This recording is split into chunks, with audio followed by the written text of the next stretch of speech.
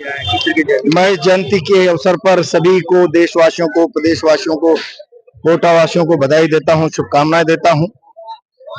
बाबा साहब की जयंती केवल जयंती मनाने का अवसर नहीं है, प्रचंड संकल्प का दिन है। हम सब लोग मिलकर संकल्प लें कि जिस विचार की ज्योति सामाजिक समरसता और न्याय की बाबा साहब ने जलाई थी, उसको मुकाम तक पहुंचाएं। भारत के गृह मंत्री जी ने जो संसद में बयान दिया, अंबेडकर अंबेडकर एक शब्द फैशन बन गया है, ये बाबा साहब का ही नहीं पूरे देश का अपमान है। इस पर माफी मांगनी चाहिए।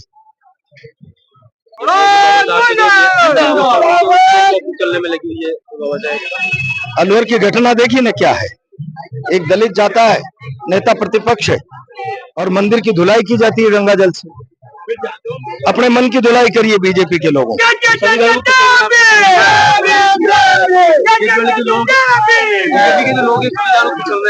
कुचल ही नहीं है, सारा देश देख रहा है।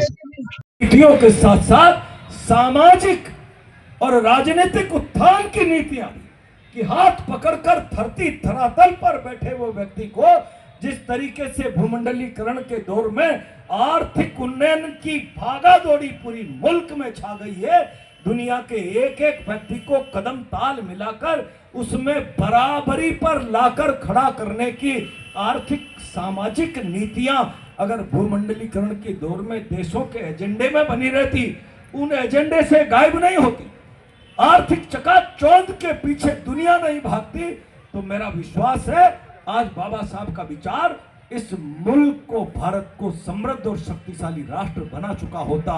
आज जरूरत है इस भूमंडलीकरण के दौर में जिस तरीके से आर्थिक प्रतिस्पर्धा कायम हो रही है, सामाजिक विकास की प्रतिस्पर्धा कायम हो, राजनीतिक विकास की प्रतिस्पर्धा कायम हो, और प्रतिस्पर्धा में अंतिम पायदान पर बैठे हुए व्यक्ति की भागीदारी को इस रूप में सुनिश्चित किया जाए कि वो बराबरी के पायदान पर आकर खड़ा हो जाए। बाबा साहब की जयंती मनाने का अवसर नहीं, एक संकल्प का दिन है, प्रचंड संकल्प का। और आओ हम सब लोग मिलकर इस बात का संकल्प लें।